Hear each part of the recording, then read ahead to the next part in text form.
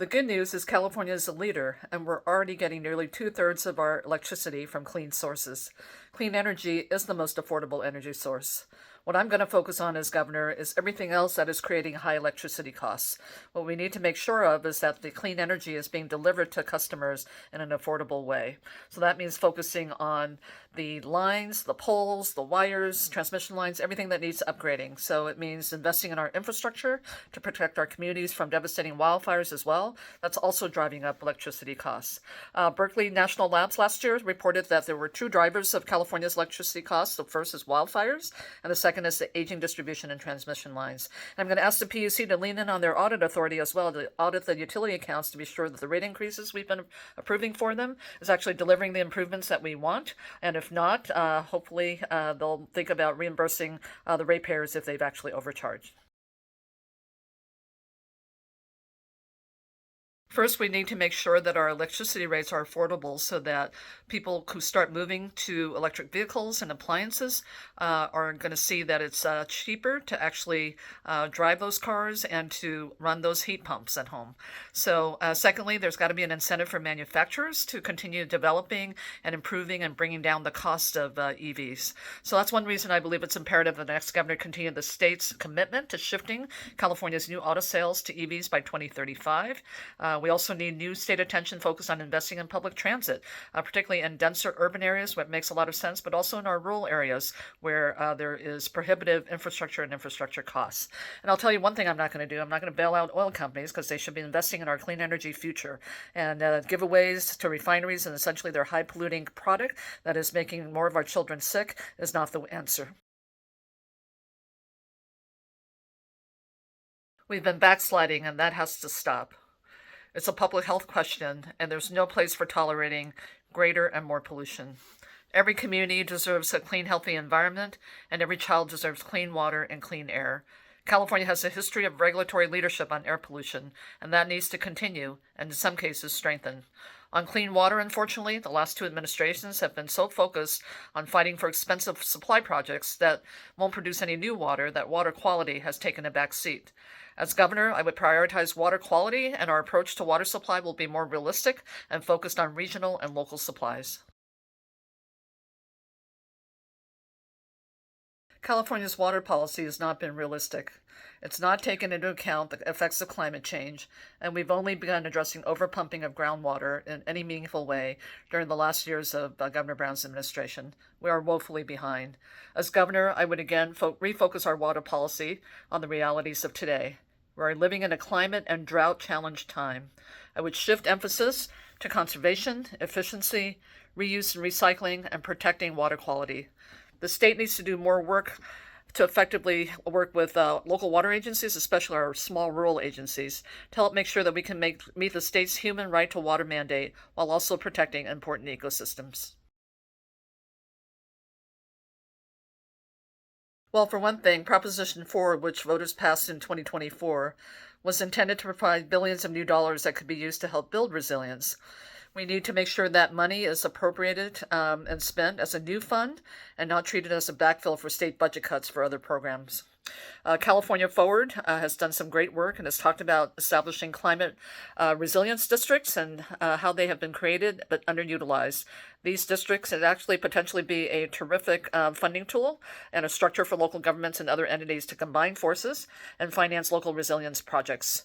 We need leadership from the state all the way down to our local governments to help climate resilience districts meet the needs of their communities. My home has smoke damage and heavy metal contamination from the LA fires. I've been dealing with delays, denials, and outright lies from my insurer.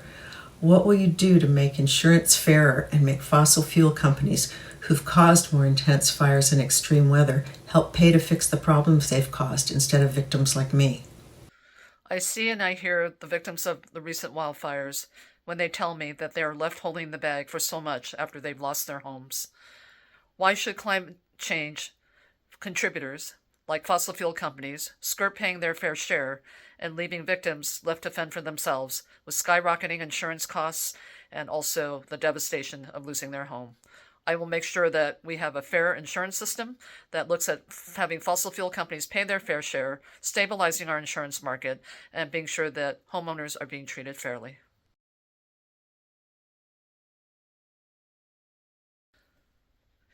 Even during the Biden administration, California was out ahead of the federal government and has developed a plan for achieving the 30 by 30 goal. As this Trump administration rolls back protections on federal public lands, we'll have to continue to challenge and fight him and the fossil fuel industry that is encouraging these rollbacks. And as far as whether I would commit to scientifically supported target of 50% of lands and waters by 2050, absolutely, yes. Yes, we have no choice but to fight the Trump administration on this. Electric vehicles are essential if we are ever to achieve clean air in much of this state. It's a key part of reining in the worst climate change impacts. So similar to the way that we built market for solar power, California is a leader on EVs, and the more we commit and create a market, the more we will see prices drop. And we'll continue to create new jobs in the sector as well. We need to more aggressively press manufacturers to include EVs in their sales fleets. Too many manufacturers are still resisting shifting to EVs because they think we'll blink first. We need to continue to make the best use of incentive funds to help every Californian get into an EV and out of fossil fuel vehicles. And we need to accelerate the state's investment in EV infrastructure to help all consumers become comfortable with EVs and have easy access to charging.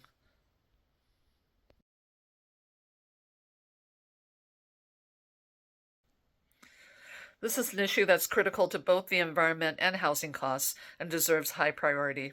The UC Berkeley Center for Law, Energy, and the Environment released a report that showed the true cost of home ownership, not just looking at home prices, but also transportation costs and annual what they call carrying costs, which includes taxes, utilities, and insurance.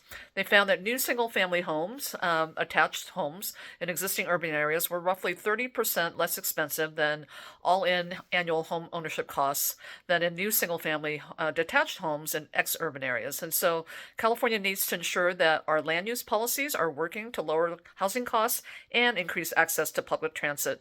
And we also should be looking at how we can incentivize private capital so that we can actually build the transit systems that are clean, safe, and reliable.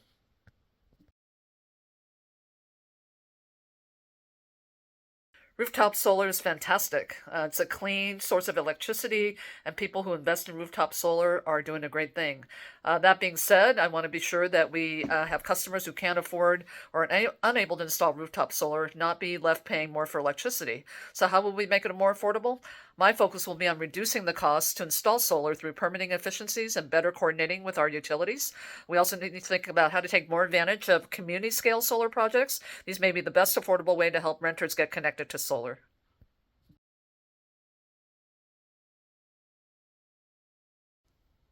No, I do not support construction of the Delta Tunnel project. It is a decades-old proposal that would provide no new source of water, would further degrade California's ecosystems, including the largest estuary on the West Coast, and to create an economic catastrophe for the communities in the path of the construction. Smarter policy calls for reducing dependence on a water regimen that will not exist because of climate change. We're too dependent on importing water from the far north of Southern California, and we should be doing more to develop local and regional supplies through conservation, efficiency, reuse, recycling, stormwater capture, and smarter landscaping options.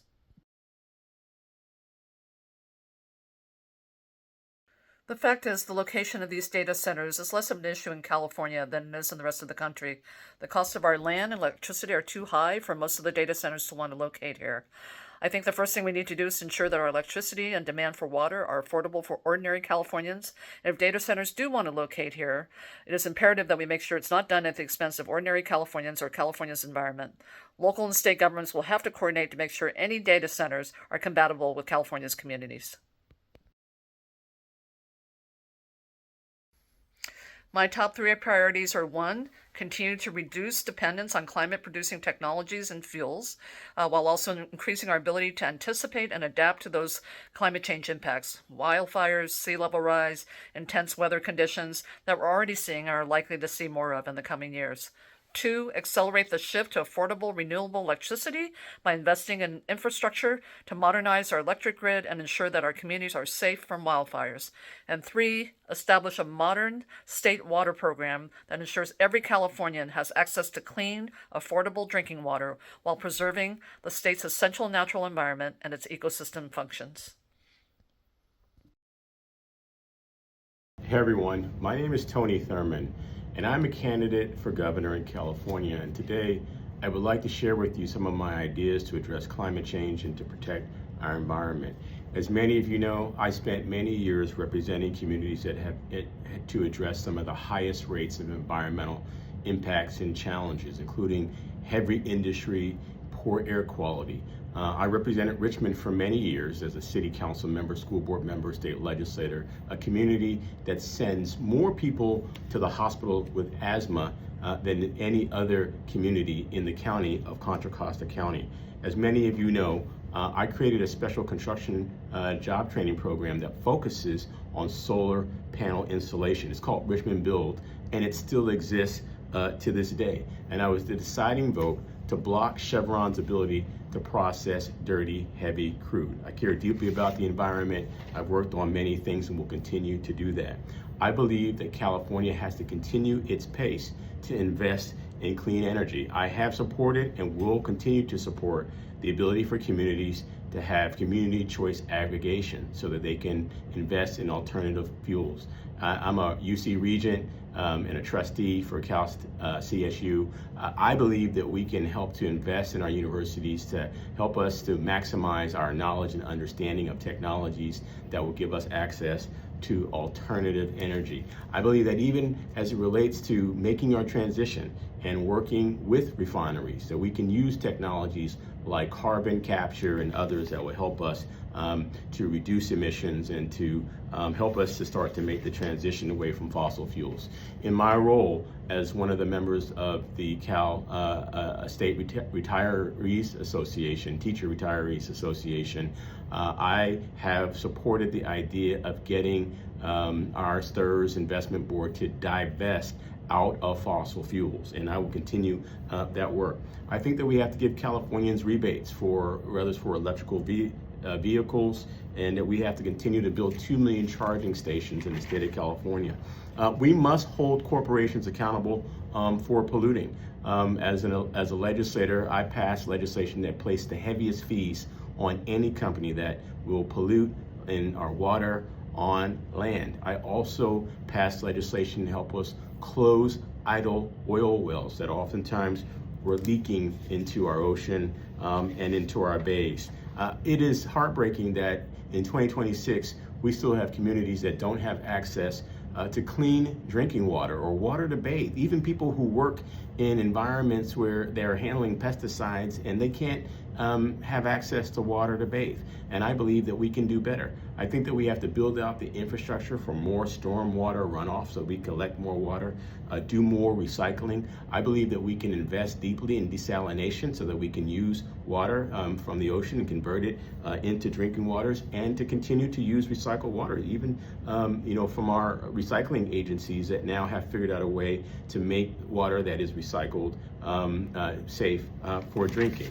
I think that we have to build in terms of building an infrastructure to address our needs around climate. I think that we have to be thinking about sea level rise and how we help to build out in ways that help us to prepare for sea level rise and to offset that. I think we have to, again, build 2 million charging stations, build out the grid. We have so much that we have to do to make sure that we can provide alternative energy to meet the demands of California. And when you think about risk from fire and flood, I think that we have to do more preparation, obviously, but also provide rebates to Californians to harden our homes and to limit building in very high-risk areas. And as governor, I intend to hold the homeowners insurance industry accountable. They've taken money from Californians for decades in policies, but when we needed them during time of fire, they did not insure Californians, and then they got a rate increase. As governor, you won't get a rate increase unless you are providing policies to Californians. And again, we have to educate Californians and provide them with incentives to help them to harden their homes and make sure that we have planned burns to help prevent fire. Also to make sure that utilities are doing their part to underground and so that when there are high winds, we can protect our California families from the impacts of those in terms of the risk for creating a wildfire. I think that we can do more to protect our land and water. Many of you know that as a city council member in Richmond, I work to protect the 23 miles of beautiful shoreline and the habitat that live in that shoreline. And I believe that as governor, I can work with our legislature to put more land and water in trust and to protect land and water in our state. I think that we can grow our infrastructure for those Californians to be able to have access to an electric vehicle. Again, building 2 million charging stations. I think that we can address issues with data centers, and making sure that there are impact fees that those companies that build data centers and operate data centers can provide more money to address the high usage of water that they take on and the high amount of electricity and power. In exchange for them, being able to benefit in terms of managing and storing data, they have to also provide some impact fees, just like any other project, to offset those the impacts in terms of our water and use of power. We've got to support public transit in a way that never has happened in this state and in this country. I rode the bus and the subway for most of my life. I only bought my first car at the age of 25 when I became a full-time employee and graduate student. And so I believe in public transit, and I've used public transit all throughout the Bay Area, and we've got to continue to grow it. I'm supporting the development of the high-speed rail with accountability built in, but I think that we have to take care of public transit because our transit agencies cannot make it alone just on what they get at the fare box. The state has to prioritize funding, and when things are different at the federal government, we've got to make sure we draw down more federal dollars. We have to work with Congress to get more federal dollars for public transportation and build more housing near transit so that people are spending less time driving. We have to allow our employees, where appropriate, to work by telework. Again, to reduce the mitigations and the impacts in our communities. And I would just say, as governor, my top priorities for the environment will be to help us prepare for climate, to inform and educate Californians, and to build out our infrastructure to address climate. Second priority will be to educate young people and young adults that they should see themselves as climate ambassadors. You all know I helped to implement legislation to help all of the high school seniors in California learn about climate change. I think that we have to pay young people and young adults in jobs where they can be stewards of the environment, because we need everyone to see it as part of their responsibility to protect and to preserve our environment. And finally, it'll be a top priority for us to invest in more alternative energy. California has been and should continue to be the leader in how we invest in alternative energy. I will be a governor who continues to protect the environment and continues to push the envelope in how we move towards alternative energies and providing safety for Californians. I've always supported CEQA and will continue to see that it's upheld throughout our communities, because this is a matter of life and death and protecting the health and the well-being and the lives of Californians. And I'd be honored that you all follow me at tonythurmond.com to learn more about my plans around preserving the economy, the environment, building housing, and creating good paying jobs. Thanks for following along.